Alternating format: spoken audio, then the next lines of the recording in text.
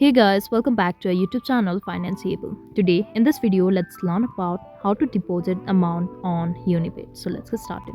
For that, we need to get into any browser and search for unibet.co, and we get into interface like this. Make sure you are logged into it.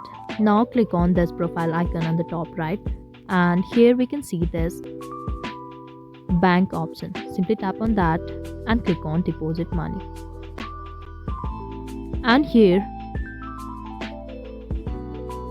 this is not available because the verification is not done. If you want it done, simply click on get started to verify your account. Once the verification is done, we'll be able to see the list of banks or the payment methods. Simply tap on the payment method you want and you can finally complete the deposition process. So that was all. I hope you liked the video. Please do like and subscribe. Thanks for watching.